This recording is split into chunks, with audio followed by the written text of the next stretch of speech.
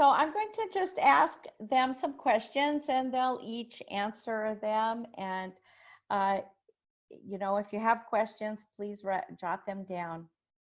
When did you first start talking to your parents about the blessing?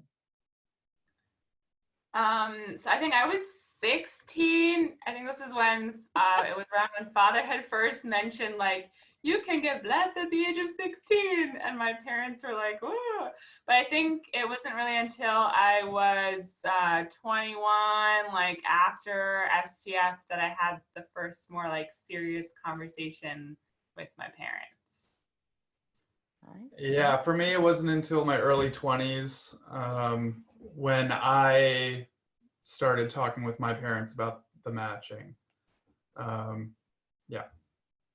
Was it easy to talk to them?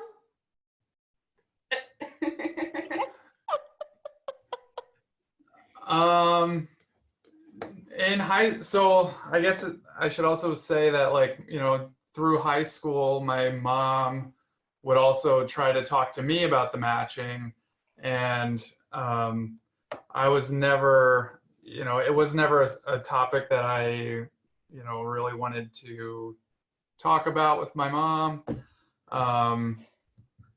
So yeah, definitely in high school it was not easy. I think, you know, as I got older, it got easier. But yeah, you know, it was always kind of like awkward. Yeah.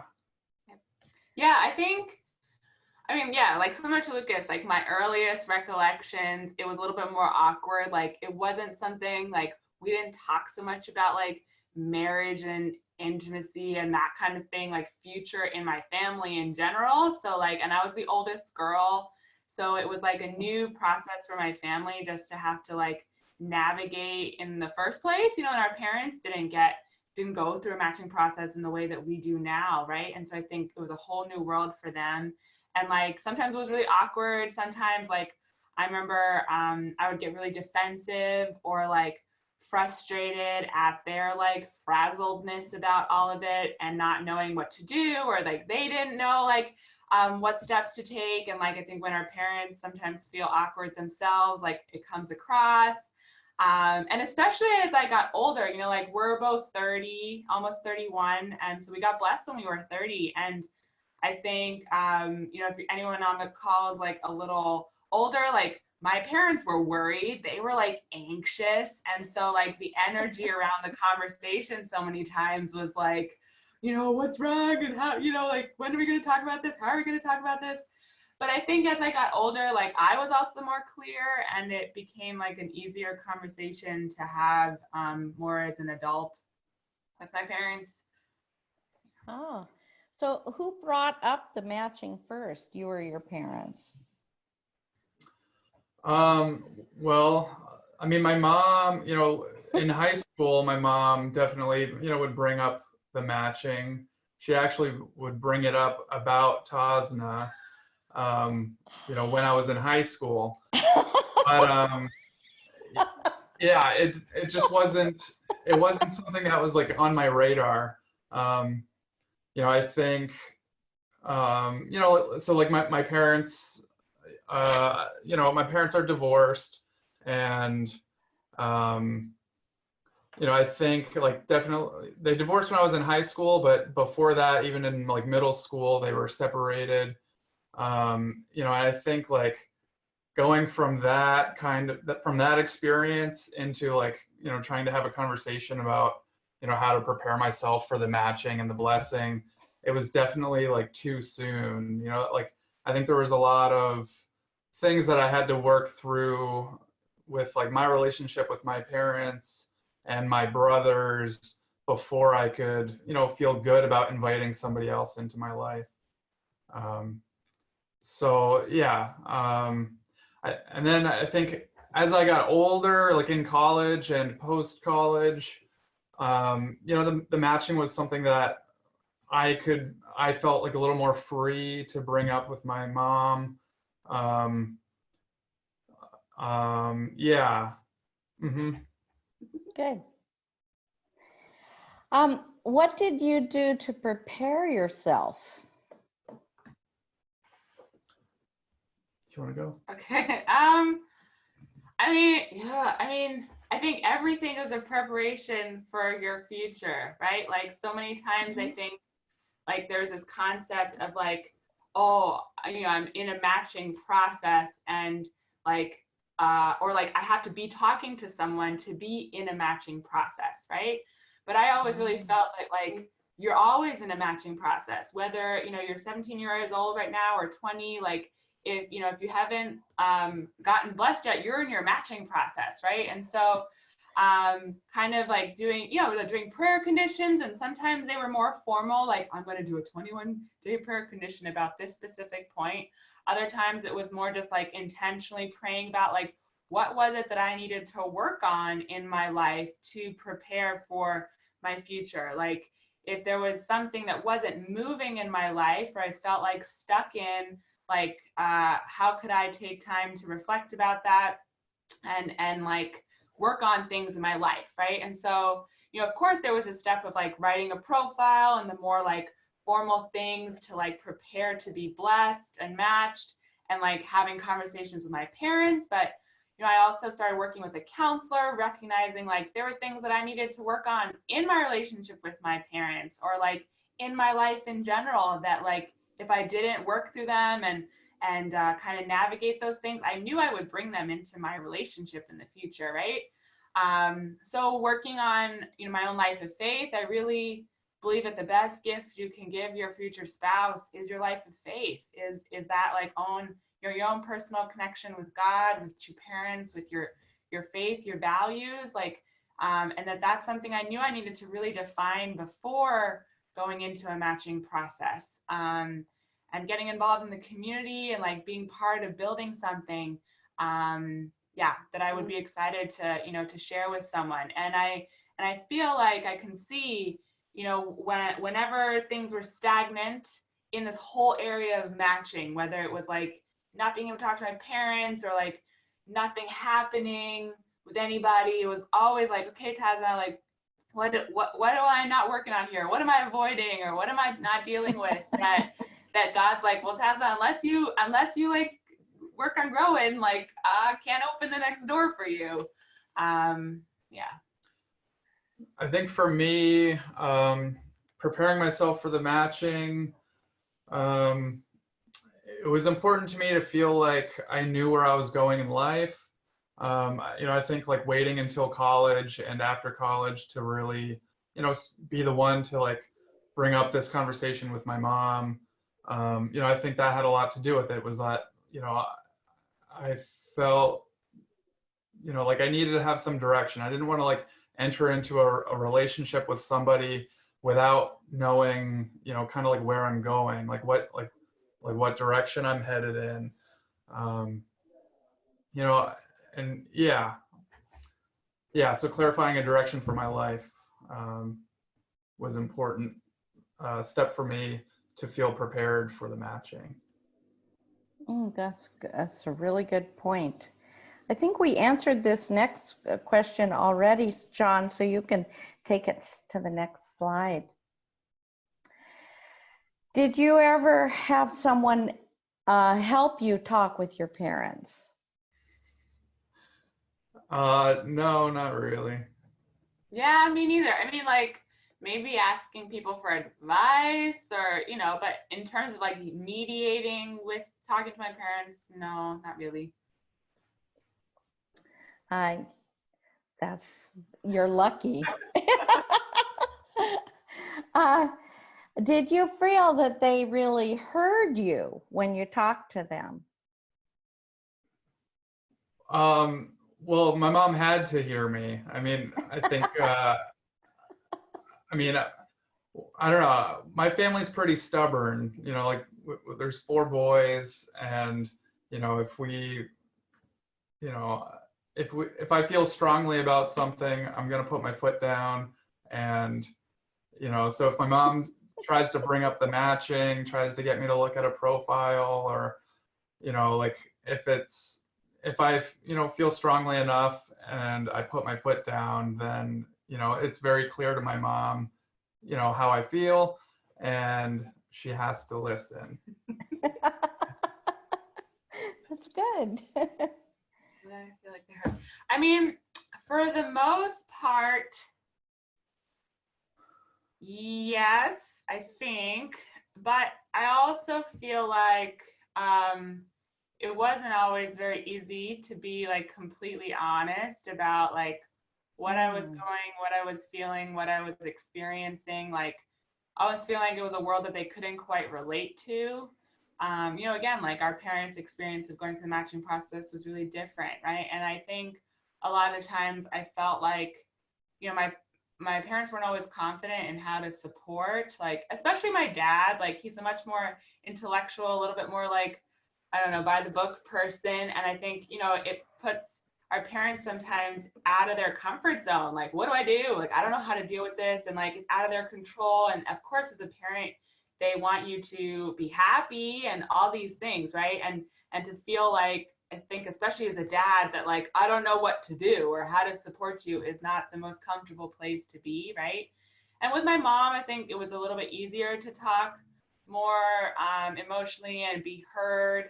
But in general, like I grew up in a German family where like we didn't talk about our emotions and our deeper feelings and like, you know, what we were going through in general, right? So then on top of that, you have this even more vulnerable personal conversation that like you're forced to enter into because like you have to talk to your parents in order to go through this process almost, right?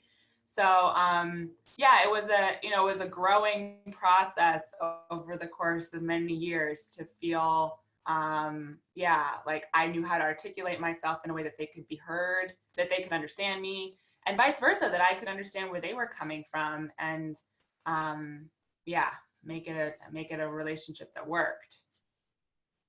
What kinds of things, uh, where did you go that you had the best conversations? Was it, you know, dinner table, camping? I mean, what kind of places and things did you do where you felt they were able to hear you or you could go deeper? Was there some kind of venue or something like that that was helpful for you? Me and my mom would go out to dinner alone. That was like a good time for us to really, you know, connect and, you know, have a good conversation. And then sometimes, you know, like in my mom's bedroom, you know, would be like a quiet space where we could just kind of like lay on in the bed, like, you know, and just put my face inside the pillow, and like, you know, we would like have a conversation like that where I'm just kind of like, you know, it's like we can hear each other, but I don't have to like, you know, we're not like staring into each other's eyes and like, you know, trying to, you know, go deep. Yeah. Yeah. Yeah, similar. I think like definitely having to be alone with my parents, like, and my parents like go on walks like every day, and so oftentimes like, you know, I push myself if I was home to like go on a walk with them, knowing it's like, you know, again, it's like you're moving, you're looking forward. It's not awkward if you say something and then there's a long pause of silence, like. So finding places where we all felt comfortable is a little bit more like organic, not like loud and busy.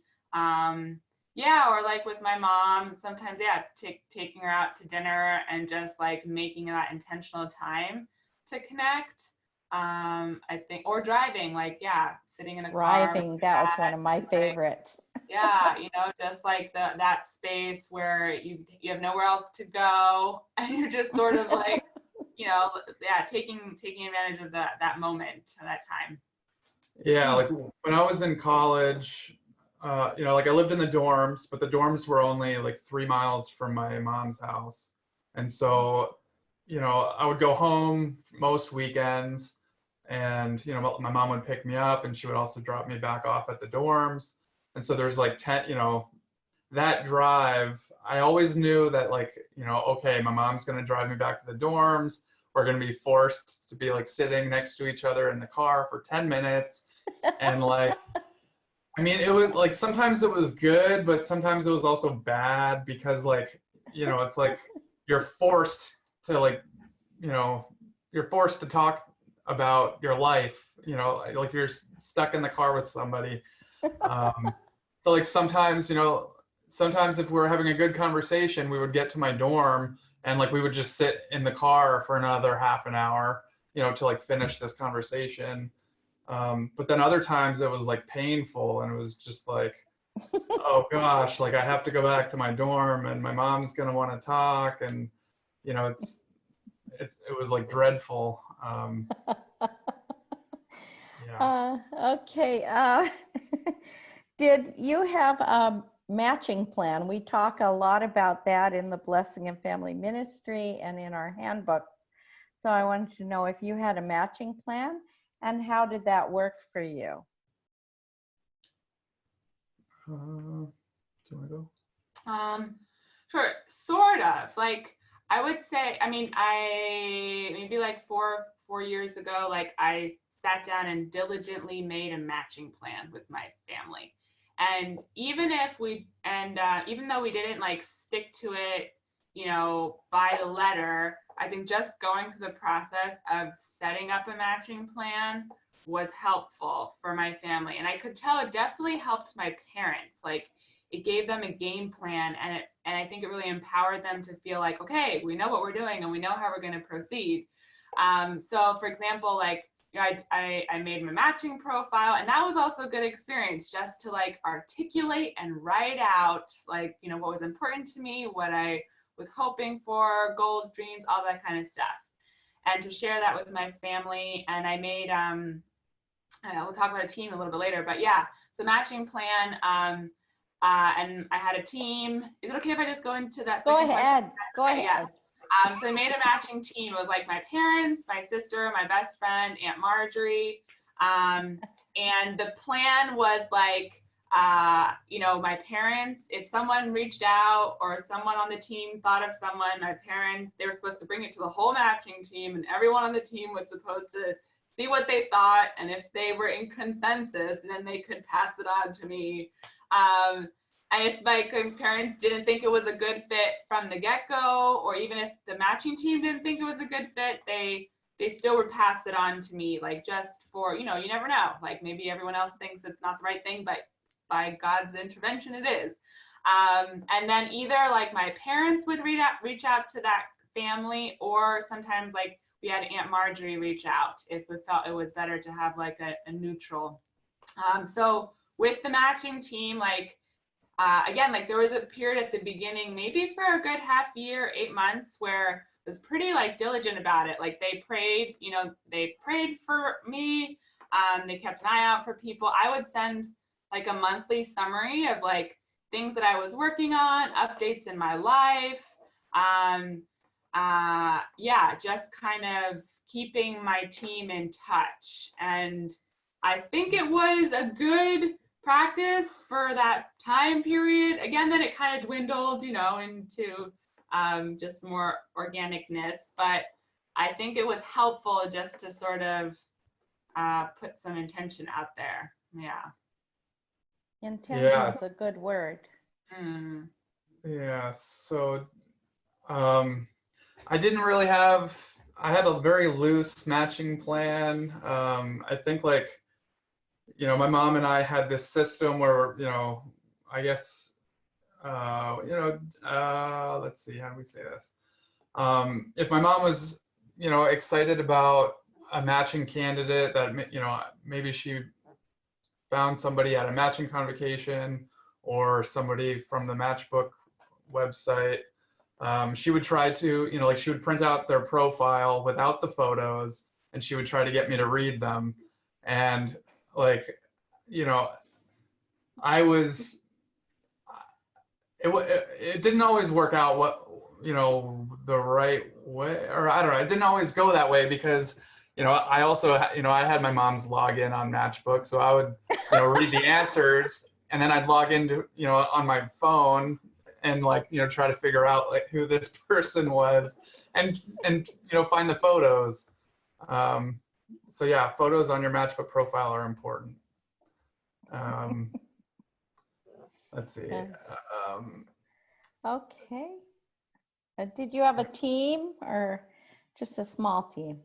I didn't have like it wasn't like a formal team, you know, like people that I approached and was like, hey, like, do you want to, you know, be on my matching team?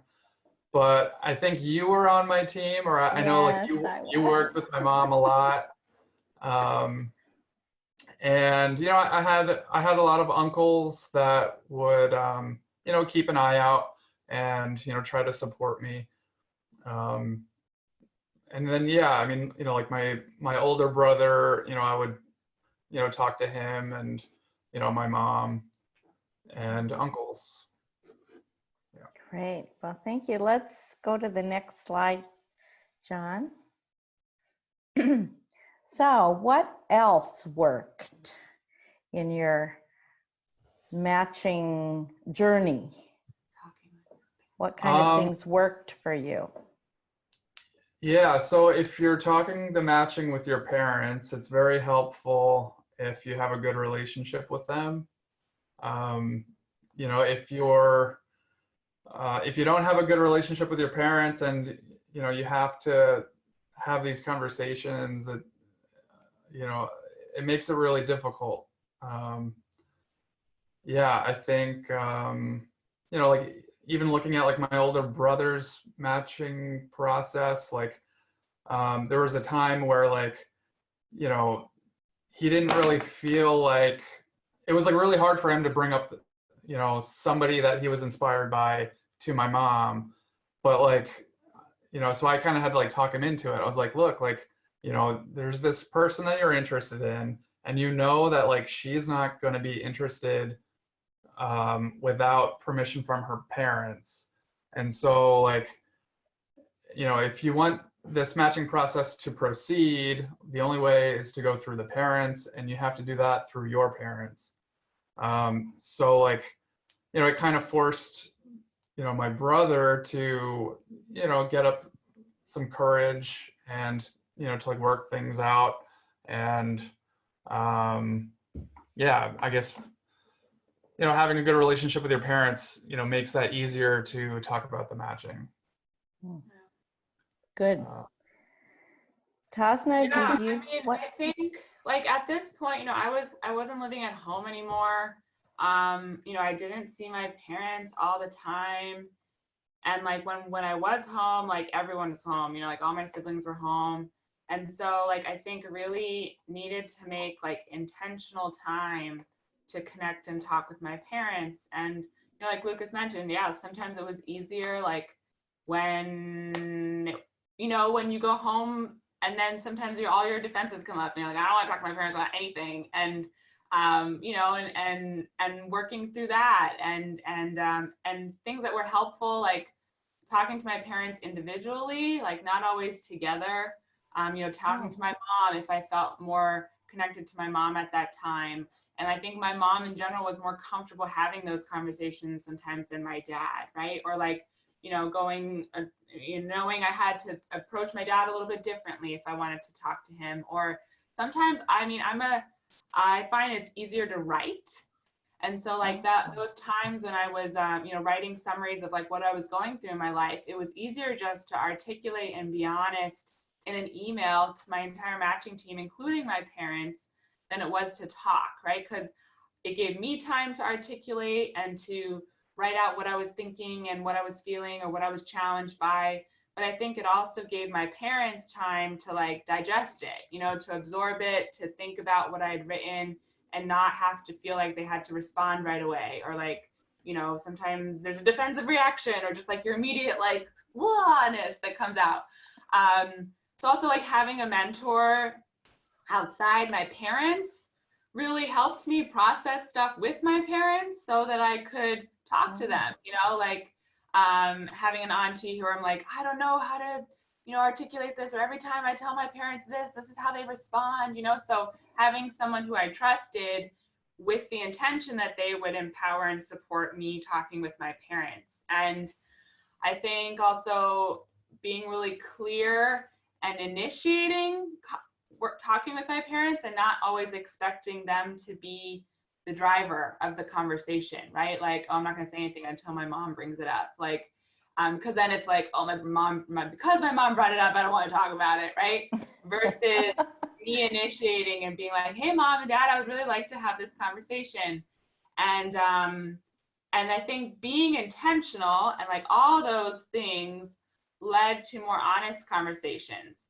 You know, where I was at a place where I could also receive my parents' feedback, like, hey, Tasnah, we gave you this profile, or, you know, you just talked to this person, and I think you're being a bit too narrow-minded, or you're just like putting him in a box, you know?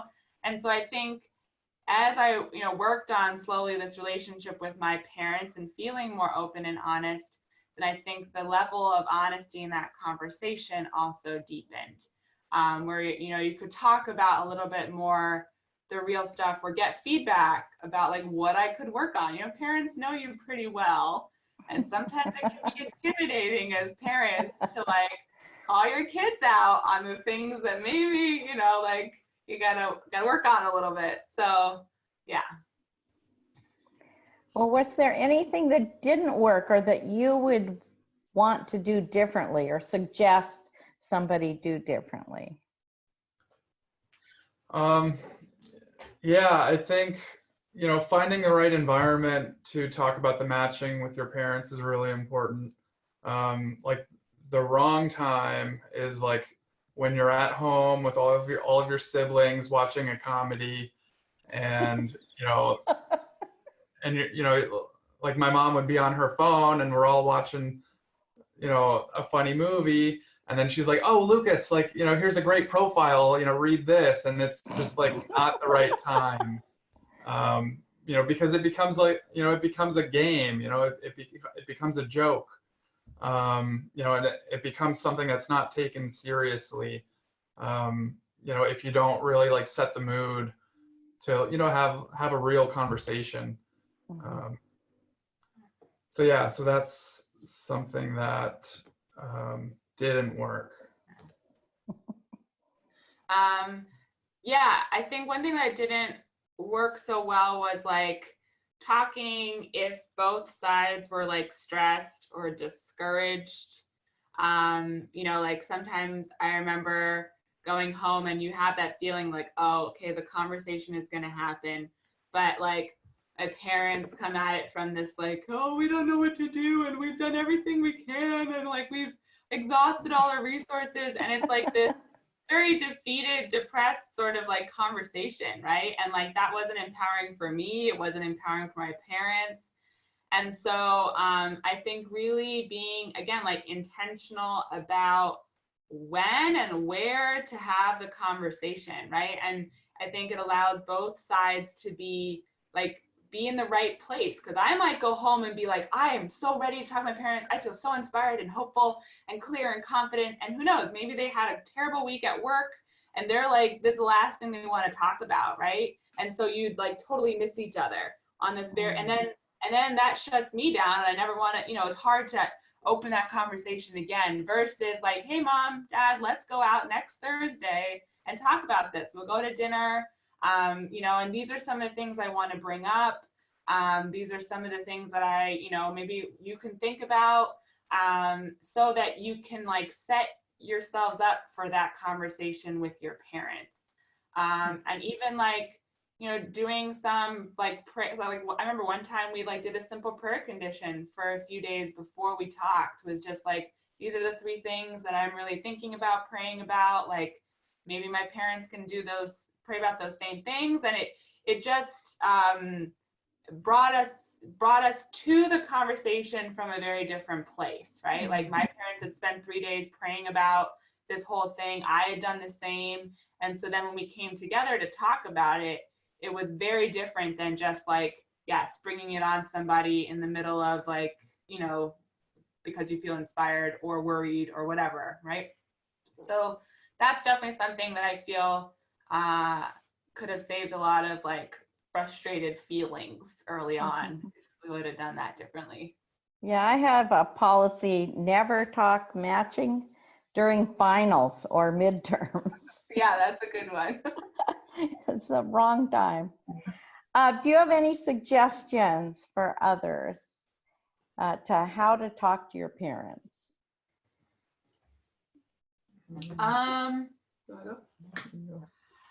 I would say like, I remember like some of my earlier processes, it was very much like me, the other person, and like sort of my parents over here, right? Like would kind of let them in to the process, and they didn't really go very well.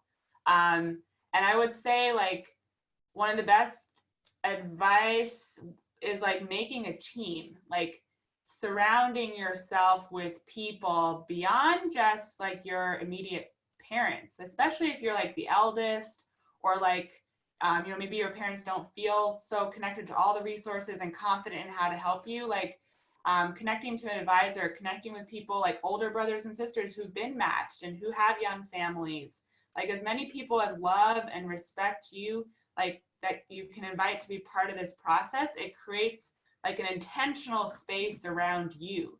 And also I think it really like protects and empowers your process when you do go into a process. Like, like Lucas and I, we both had so many people that we invited into this. Like sometimes you feel like the matching has to be this very secretive thing. I can only talk about it with my parents or like with one other person, and like that no one can know that I'm going through this, right? Versus like almost opening the door and being like, let's surround myself with my extended family who's all going to help me find this person. And like, I think there was a lot of crossover actually in the circles around Lucas and the circles around me that I think allowed our paths to cross in a very intentional kind of way. And so I think it empowers your parents. Like I think my parents felt very supported by like having Aunt Marge and having my best friends that they could talk to, like, I don't know how to get through to Tasnah. Can you try and read her? Like, so you create this, you surround yourself, and it gives so many more avenues for God to work to reach you and to support you in your process versus feeling like you just have to do it in this isolated, like little vacuum alone. So that's definitely like an advice. And I think people are like, I hesitated to reach out to people and ask to support and help me, but people are happy, like they want to see you happy and to feel empowered in connecting with your parents too. Yeah. Let's see. So suggestions for others. I think in like preparation for the matching, it was really helpful for me to like be able to see how God is working in my life. That was really, not even in terms of like the matching preparation, but just, in all other areas of my life to see, how God was working, and, to know that like God is there with me, on this journey through life. And then, like when the matching comes up, I had already known that like, okay, like God is here, he's with me, and, I'm feeling like, this is something that God wants for me. So yeah, learning to see how God is working in your life was important for me, and being able to communicate that with your family. Yeah, definitely I would emphasize working on your relationship with your family, and being able to communicate openly and honestly. Yeah. That's great. Thank you. And are there any resources that you used, and what did you find were the most helpful resources, tools? Summer camp. Summer camp.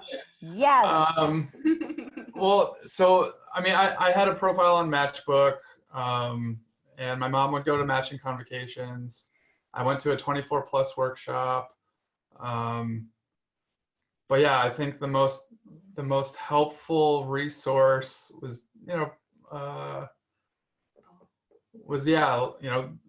loved ones, my extended family. Yeah, people that love me and support me. Yeah.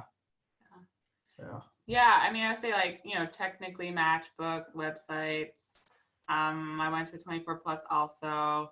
But I think like, yeah, people, like people who had experienced similar things, aunties, uncles who were connected, like, like connecting to a matching advisor. Aunt Marjorie was a huge help, just like connecting to all the resources that existed. Yeah. Great. Thank you. Now I'm going to go over a few tools and things that might help you. So sometimes parents think that they know who you are, who their children are, but they haven't really made the time to listen and to really talk about the important things to you. So sometimes they need help. And we suggest that don't wait for them. Don't wait for them to initiate everything, but we suggest that you suggest spending time together, much like Tasnah said, invite them out to dinner and tell them ahead of time so they can prepare. But just even if you're not talking about the matching, it's important for them to know you and what's on your heart. So suggesting or even help planning a family weekend or a hike or a day at the beach that's fun. I like bowling and I love putt-putt golf. Board games are great. You really get a chance. Your personality, your character comes out and you get to know each other more. Visiting museums or art galleries. And, I think it was Lucas that said something about, or Tasnah, maybe both of them, said something about spending time one-on-one with each of your parents separately alone. So that you can invite them to ice cream, or you can invite them out for coffee. You don't have to wait for them to invite you out. Please feel that this is your life, this is your future. So you can take some initiative and really make the suggestions and make the invitation to them. Okay, John? Can I add something? Yes. I think like to the point of helping your parents, I remember one specific conversation I had with my parents where I realized that like I had to respect my parents in their role as parents. Yeah, I was a 30-year-old young person living on my own, but like to honor and respect my parents' role as parents. And I realized like I wasn't doing that. And I think it really like disempowered my parents, right? And so I remember having this conversation where I articulated to them like, I need you to be my parents in this process, like not just equal co-collaborators, but I need you to be empowered to like take your role as parents in my life, right? And to empower them to be more honest and direct with me. And so I think sometimes our parents, like, helping our parents to be parents, like as kids, like to empower that role, to like ask them, to like invite them to be your parents. Anyway, that was it shifted something in my relationships with my parents in the process. Wow, thank you, Tasnah. Okay, John. Next slide. Some helpful questions. Everybody on this webinar will get the link and this PowerPoint, and embedded in it are some lists of questions. I found this list of questions that I just love. And my daughter and her husband were sitting around the breakfast table once, and it ended up, we were still there at 11 o'clock because we each answered this list of questions. So one question was, do you know where your grandparents grew up? Or do you know where your parents met? So my daughter would answer her husband would answer, and then I would answer the question about my grandparents or about how my parents met. So it was such a rich experience. So this is one list of questions that is very helpful. And the second list I have here is found on the BFM website. It's 41 questions that we suggest any couple considering being matched and blessed ask each other and find out the answers to these questions. But it's valuable to go through these questions with your parents. And that's why we put this link here. Do you want to share anything about when you two went through this? Oh yeah, we answered all those 41 questions. That was really good. We broke it up, but it was really good. Yeah, it just kind of like gave you a framework where you didn't have to feel awkward about asking all of them, right? Mm-hmm. I call this list the good, the bad, and the ugly. So there's really nice questions, and then there's really challenging personal questions. So it's a good list. Okay. Along the way, there will be roadblocks. There will be challenges. I guarantee it. So to help you go through some of those, it's wise to educate yourself and understand what your part in the process is, and also what part your parents play. Tasnah mentioned this, and it's important you work together, but it's also important you understand your role. And we do have the matching handbooks that are very helpful. We suggest that parents, that you take it to your parents and ask them to read it with you. You know, not the whole thing all at once, but there's questions at the end of every chapter for discussion. So it's a good thing to work through together. Also, I highly recommend attending the blessing education workshops or matching education that's done now on the local level. And in every state, there's a local blessing and family ministry representative. So if you have questions, you can go there on the matching, on the Blessing and Family Ministry website. There's a whole list of matching supporters that could help. And some of these were mentioned. I should have put camps down, summer camp. But I did want to mention there's a new Facebook group called UC Singles. It's a private Facebook group for singles that are in the Unification Church. And it's a private, but it's well run. Tasnah, do you want to say anything about that? Yeah, it's a really organic platform. Like the hosts, maybe once a week they'll post a question, kind of like a get to know you question, and people can answer, respond, fun things, you know, a little more thoughtful things. And I think there's like over, I want to say like over 100. No, there's over 250 over 200, now. 250 people on there. So they're all singles. Yeah. Just and you have to be approved, and if I'll tell you though, if you're in a matching process talking to somebody, you might be asked to step off. So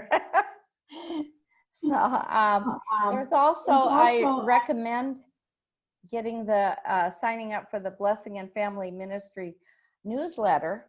Why would you want to do that? Because you'll find out when the next workshop is, when the next 24 Plus Connect retreat is, or what, you'll know all the resources and all the activities where you might meet the really interesting friend. There was just a parent matching convocation in New Jersey, and sometimes there's family matching convocations. And there's on the Blessing and Family Ministry website under matching, there's the family matching support webinars like this one. This one will be posted there. And I recommend watching Preparing for Him or Preparing for Her. Those were two very good webinars that were done by young men, adult men that were younger, like Lucas's age, that talked about preparing for her. And then young women were preparing for him. So those were really good. Also, we do have a list of well over 100 matching supporters here in North America and many more around the world. And these are volunteers that are here to really help you and your parents to get on the same page, maybe mediate. Sometimes I've had two people come to me and just say, my parents don't understand me. I don't know. I have no hope. I could never get matched. My situation's complicated. My parents don't know anybody. So, and I was able to just sit down and help them through the plan. Once they had a plan, they could take off and go. So matching supporter can be helpful and help your and help understand the process and understand that you have feelings, you have thoughts, and that needs to be respected also. Okay, John. So how do you know if you're ready? This is a question I'm asked a lot. One thing I suggest is begin by, Tasnah mentioned it, fill out a matching plan. Fill out a profile, but keep it hidden. Go to the Blessing and Family Ministry website, to the application center, and begin filling out your application. Sometimes when you fill it out and you're thinking about it, you realize, well, actually, maybe I have something to work on. Maybe I'm not quite ready yet. Yeah. So it's good to go to the Blessing workshops, level 1 and level 2. They really talk about becoming the right person, because matching and blessing is not about finding the right person. It's about becoming the right person and being really prepared and ready yourself. So, and then I suggest that you look in your community for some young couples or young families, not too much older than yourselves, and either you or have your parents invite them over for dinner and sit down, where after dinner over coffee, you can just ask some questions. Something might organically come up. And that's a really good way to get the subject going. What if I'm not ready, but my parents won't quit bugging me? Actually, this is really important for you to take control of the situation and say, Dad, Mom, I really want the blessing, if that's true. I really want to be blessed, but I'm in school now and I just want to wait until I graduate and have my degree and a job. Or if you've been through some situation, you can say, I need a year to heal and process. I need a year. So next October, if somebody contacts you and asks you about me, just tell them, next October. Yeah. And set a time. I would echo that. I think I think sometimes your parents are anxious if you're like, oh, I don't want to talk about it now, or I'm not ready. But giving a time period is really good for yourself and for your parents. And almost asking you, I need you to trust me, right? I need you to trust that I'm not ready. For me, I filled out all those forms and I realized, nope, I need a year, and I'm going to give myself a year. And giving yourself permission, like just because you begin to think more seriously about the matching and like fill out those papers, and maybe you leave your profile hidden, doesn't mean that you're not like working towards your matching, but like, you know, giving yourself that time. And to the point of like filling out papers, like, and doing it officially, like I struggled so much. Like there was a part I was like, I don't need to fill out these forms. Like that's like, I don't need to do that, right? There's resistance to it, totally, like Aunt Marge knows. And then I remember like having like this reflection prayer time. I was like, Tasnah, that's so arrogant. That's so like, you know, like, what do you mean you don't think you need to fill out these papers and like get these interviews and all this kind of stuff, right? And so I remember it was like a very like humbling, like surrendered to the process moment. And like, you know, and I did that and had an interview with Aunt Marjorie and all these things. And like, it took a lot of work to get all that stuff ready. But then like, you know, it was like 4 weeks later where anyway, things really moved with Lucas. So I feel like it's all connected, right? To like surrender spiritually to that too. Thank you, Tasnah. So sometimes you just can't, you don't know how to have a bridge with your parents. And it's good to think about who are their friends, you know, who that are maybe your auntie or uncle, who are their friends that they respect and listen to. Maybe it's their pastor, maybe it could be anybody. And you can maybe go to them and ask them to help to bridge the gap if you're having trouble to relate to each other. And really invest. I highly recommend investing in building a better relationship with your parents. It's really good just to invite them out to coffee, each one separately, or go for a walk together. Take the time, because not only do you get to know them, but they get to know you and will respect you on a whole different level. Okay. John?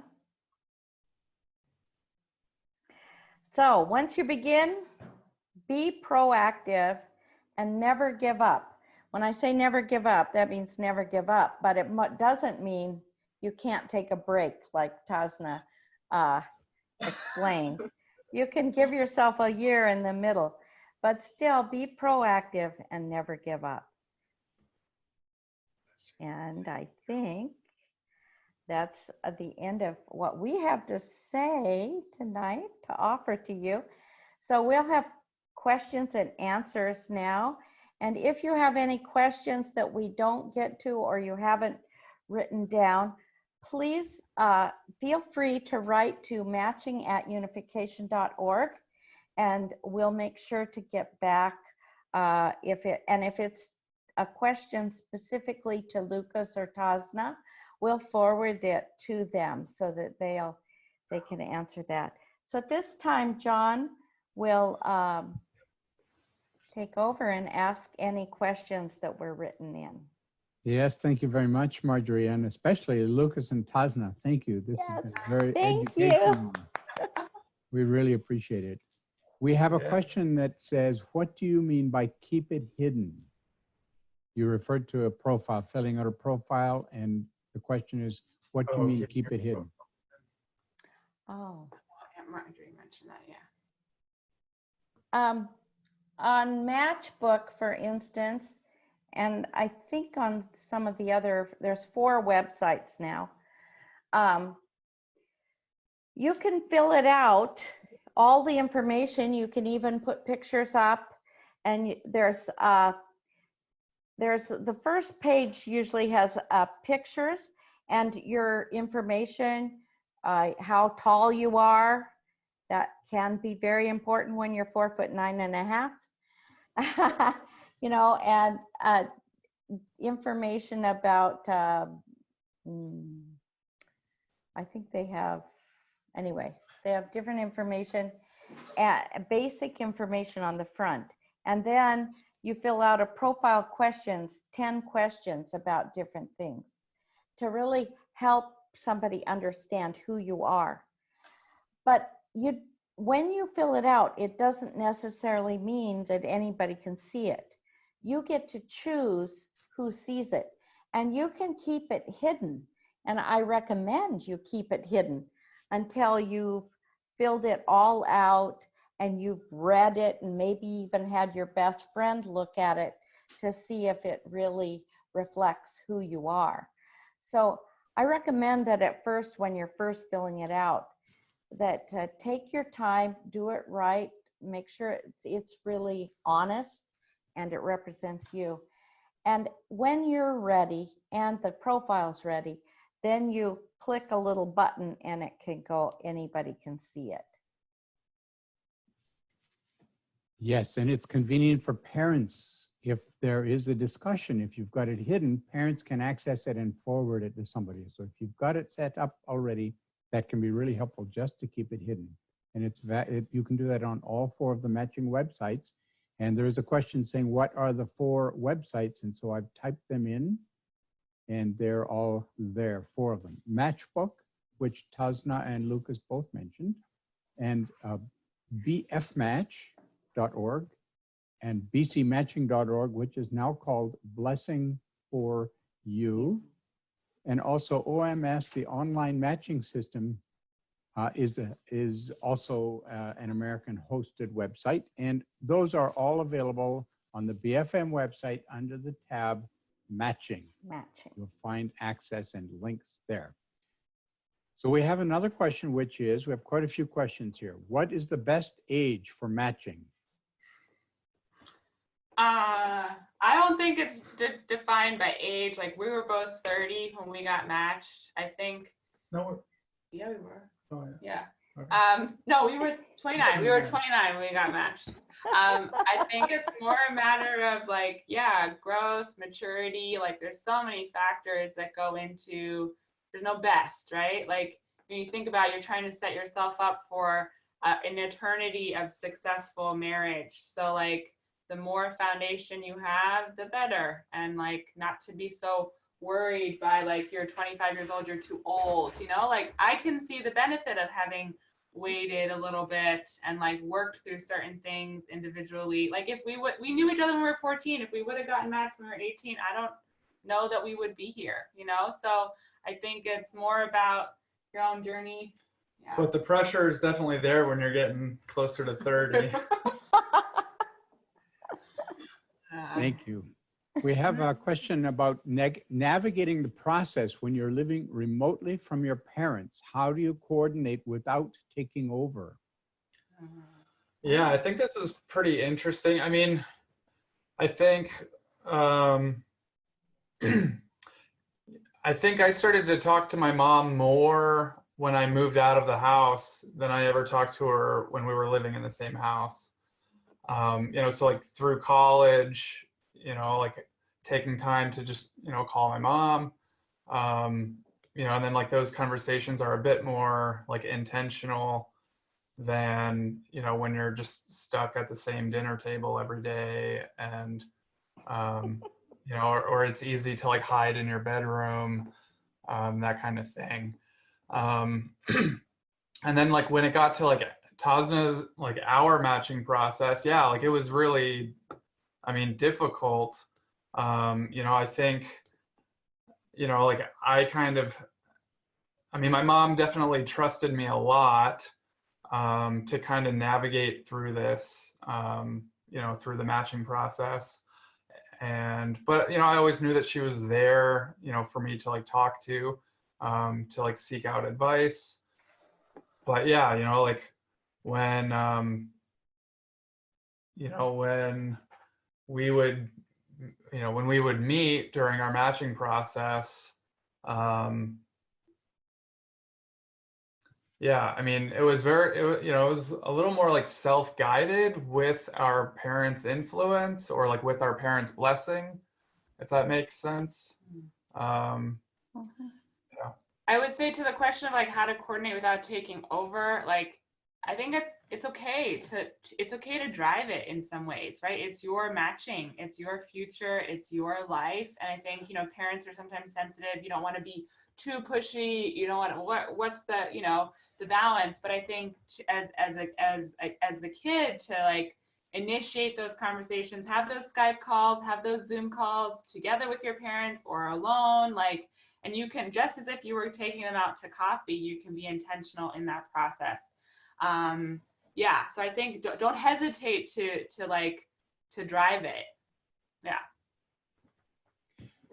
How did you know that this was the person that you were going to get matched or blessed to?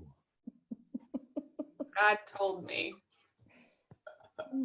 How did God tell you that? It's a beautiful question, but it's a hard one to answer in like 30 seconds, right? Like, I think I would say that we talked for about a year in and out. And I think the entire process was really intentional, right? Like every single step of the way. And I think it was a continual, questions being answered, God working, God answering questions, like, and at the end of the day, I think both of us, there was a very clear center, like faith point in this, like my question the whole time, God, is this the person, right? And show me if it is or not. And like, so I think, yeah, in short, like it's a hard question to answer. So yeah, I think for me, right, like, so when our matching process started, I was living in Alaska, but I would like work 2 months on, and then I would get 1 month off.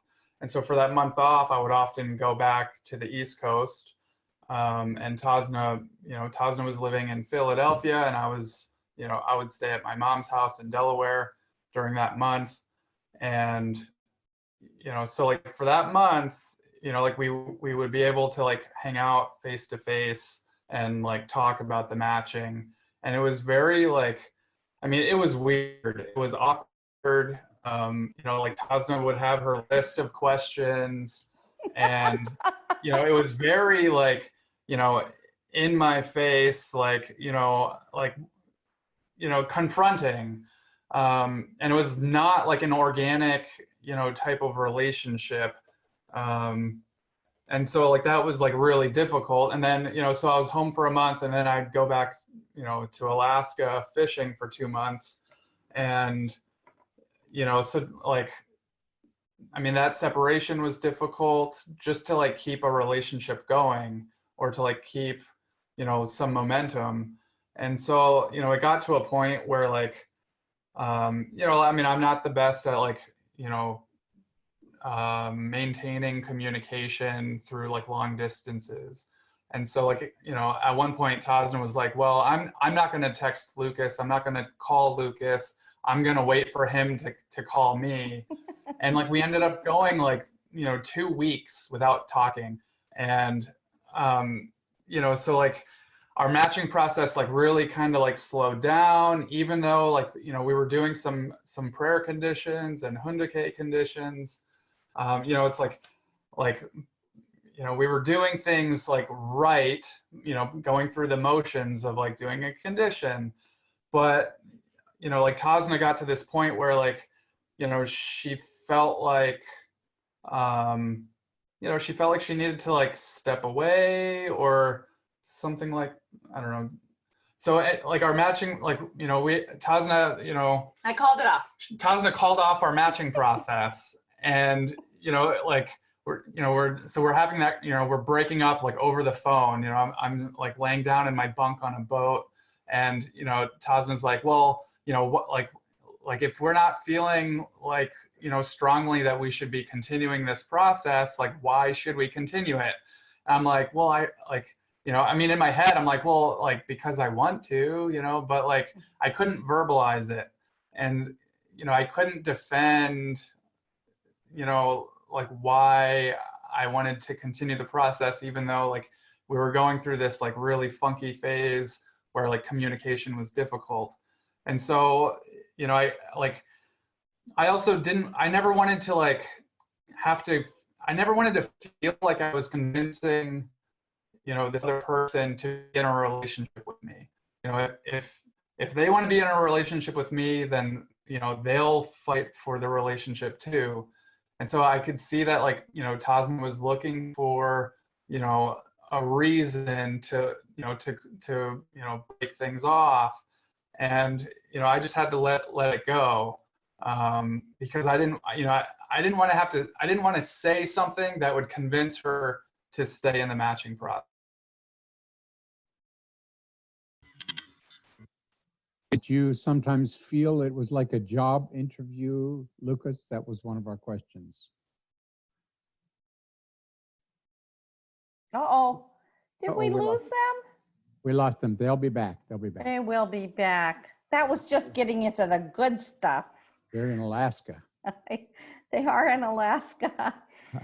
Marjorie, we have a question about the 21-day consideration phase, and I'm sure that Lucas and will like that, but could you comment on that while we're waiting for them to come back?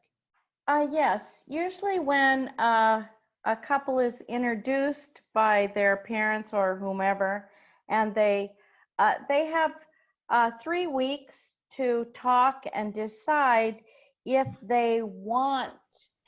this is a possibility. And I always recommend that sometime during that 3 weeks, and that 3 weeks is a suggestion. So I know that one couple I was helping, they couldn't meet each other face to face for 5 weeks. So they agreed to make it 5 weeks instead of 3 weeks. But it's really wise to meet each other in person, because even on Skype, it's not the same as in person. So you have that time to just don't give your heart away, don't get involved, but just get to know each other and feel if you can build a trust relationship. And at the end of that 3 weeks or agreed upon time, you can make a decision to, do I want to go forward with the matching as a possibility? And then you should take a whole 7 months before you get matched. And then you should take time as a matched couple, because that's when it gets better. Once you're matched, people look at you differently. Lucas, I think you guys hung up on us because you didn't like that question. Oh, yeah. I don't know. We got disconnected for some reason. No, I like the question. Oh, good. Well, we liked listening to you. Yeah. We want to hear the rest, the end of the story. Well, okay. So the end of the story is, we went a few months with like no, like we broke our matching process, and we went months without talking, and then there was kind of this common thing that we both had in our future was Ocean Challenge. And so, we were both on staff. And so it forced us to, communicate on like staff calls. And then it actually brought us physically back together here in Kodiak. And having like this space where like we were working together, but like separately, like my responsibility was preparing the boats, and Tasnah's responsibility was, taking care of like the educational aspect of the program. And so it was like, and it changed our relationship, or like it changed the way that we interacted from like having this like interview style matching process to this like much different, like organic type of, just working together, but like kind of separately too. And so, like through this, through that time period that we had together, it changed, it changed things, and it was like very confronting. And, it took a lot of courage to kind of, ask Tasnah if she wanted to like open that door again to talk about the matching. And, like, so I had uncles here who were like, without even knowing that Tasnah and I had already been in a matching process, they're like, Lucas, like, Tasnah's amazing. Like, you need to marry her. And I'm like, well, like, we already tried that, like, and it, she broke it off. you know, so like I had already been rejected. And so like to like put myself out there again to like, you know, ask her if she wanted to, you know, open that door again was like really difficult. But so yeah, the question was like, how do you know that this is the person? I mean, it just took, I mean, yeah, what's the answer? It took a lot of prayer, and a lot of reflecting. Like, you know, at the end of the day, like, I broke it off, but in the months after that, I went through a lot. And what came to the surface was like me realizing I didn't end things with Lucas because of Lucas. I ended things with Lucas because of me. It had brought up all this stuff, my fears. I'd been in a relationship, my fears, my worries, all these things, right? And like I projected that on Lucas, and it was easier just to close the door than it was to be honest and work on those things. So like Ocean Challenge for me was one of the biggest challenges I've had in my life, to just be like broken down on the ocean of like, Tasnah, you need to trust. Like God is like, you need to trust me. If you don't trust me, I can't lead you anywhere in life. And I think in the whole matching process, like you know, it takes trust. It takes trust to surrender to how God is working, how God is leading you. And like, you know, at the end of the day, like someone asked me the other day, like, how did you know it was Lucas? And like, more than trust in Lucas, it was trust in God as my parent. You know, like everything that had brought me to this point, I could see God working and God's love for me. And like that trust was what gave me this peace and this confidence that like this is the person, you know. And so yeah, like it's not a logical, you know, like here's my, and it like the checklist goes out the window, right? Where like God's like, here's an organic way of seeing this person, their strengths, their character, like come out. And yeah, anyways, that short and simple was the answer to that question. One final very important question, just out of curiosity, why do you think some matchings and blessings break?